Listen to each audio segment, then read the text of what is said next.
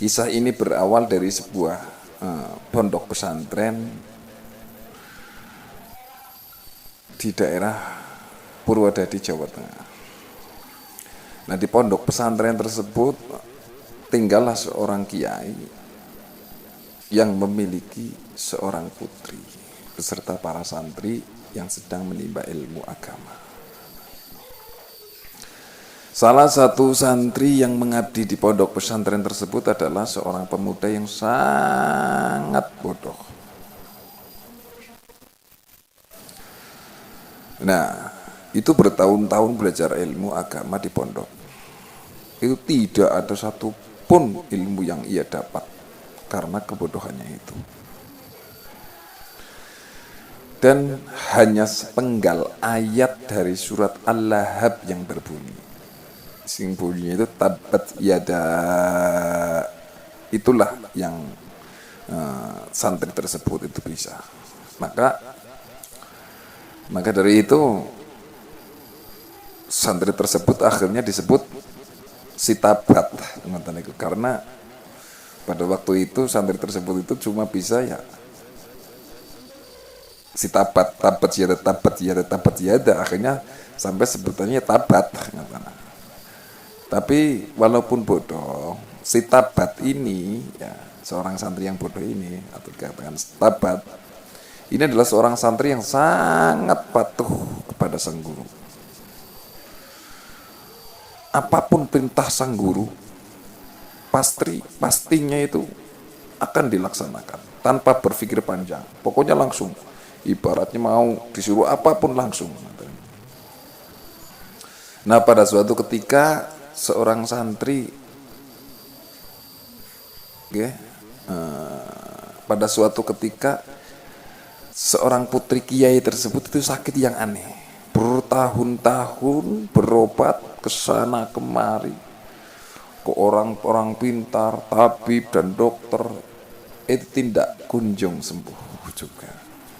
Kemudian sang guru pun hampir putus asa karena sang putri tak kunjung sembuh. Akhirnya kiai tersebut atau guru tersebut berdoa memohon petunjuk kepada Allah Subhanahu wa taala agar supaya diberi petunjuk untuk kesembuhan sang putrinya.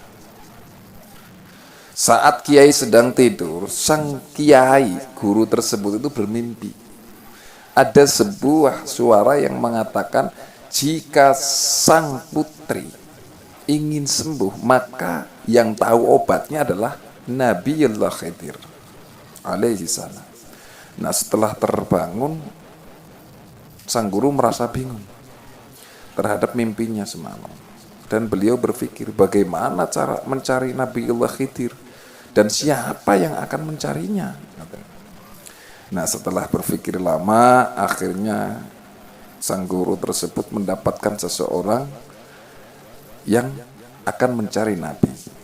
Tanpa berpikir panjang, si tabat dipanggil untuk menghadap sang kiai guru tersebut dan diberi tugas untuk mencari Nabiullah Khidir alaihissalam. Karena kepatuhannya si tabat ini, tanpa berpikir panjang langsung menerima apa yang diamanatkan sang kiai tersebut tanpa tahu siapa dan di mana Nabiullah Khidir alaihissalam. Setelah mendapat amanah tersebut, tabat langsung pergi. Tetapi saat keluar dari pondok pesantren, tabat kembali lagi menemui sang kiai. Karena kebodohannya, tabat baru menyadari siapa dan di mana orang yang akan dicarinya. Akhirnya sang kiai menjelaskan siapa Nabi Khidir itu, dan kiai berkata, jika kamu ingin mencari Nabiullah Khidir, kamu telusuri sungai hingga nanti akan bertemu dengan seseorang yang memakai jubah putih.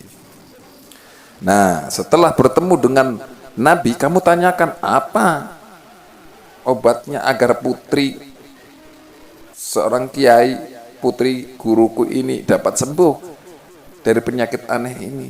Nah, setelah mendapatkan penjelasan dari kiai si tabat pun langsung berangkat dengan menyusuri sungai. Itu butuh waktu bertahun-tahun si Tabat untuk menemukan Nabi Yullah Khidir tersebut. Nah, saat di tengah perjalanan si Tabat melewati sebuah kuburan tua. Nah, pada saat itu juga terdengarlah suara tanpa rupa yang memanggilnya. Tabat, kamu mau kemana nak? Tabat pun langsung menjawab, siapakah panjenengan?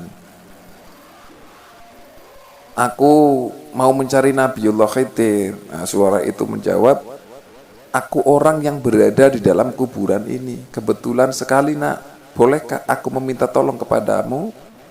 Ternyata orang yang ada di dalam kubur tersebut adalah seorang ustadz. Tetapi saat dia di dalam alam kubur itu selalu disiksa.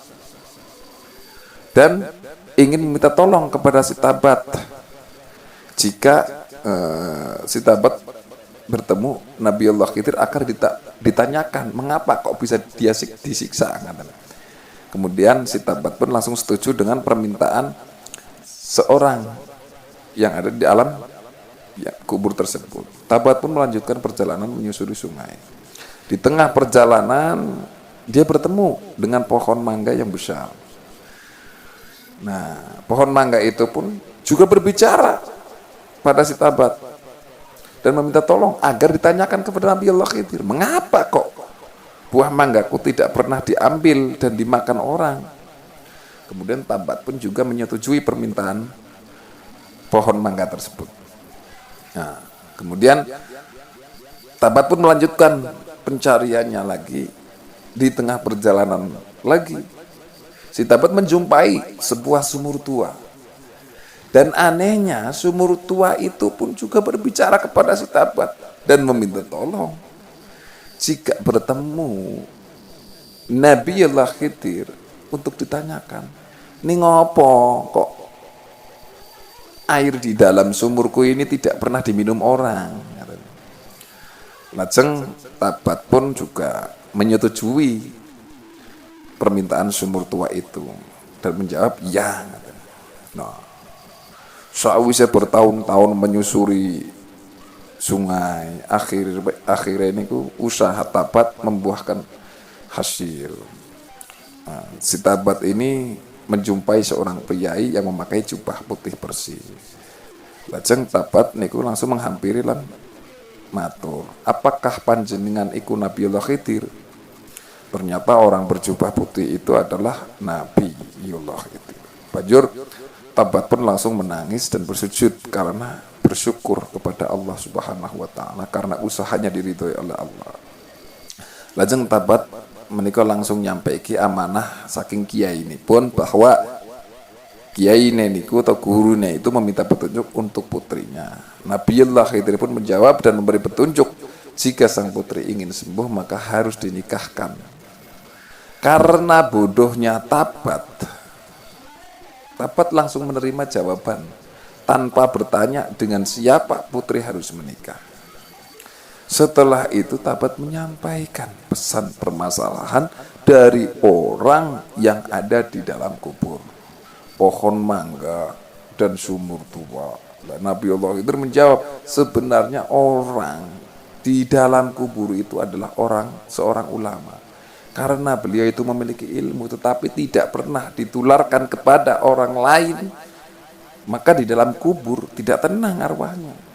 Jika orang itu ingin bebas, suruh kasihkan ilmunya kepadamu Tabat, maka akan tenang di alam kubur.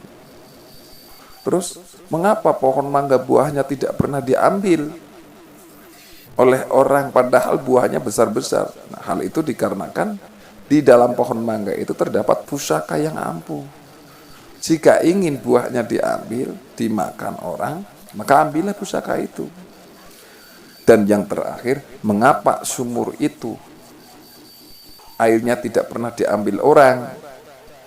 Karena di dalam sumur itu terdapat sebuah emas. Jika ingin airnya diambil oleh orang, maka suruh sumur itu serahkan emasnya kepadamu, Tabat. Nah, setelah mendapatkan amanah dari Nabiullah Khidir, si Tabat pun langsung memohon pamit untuk kembali.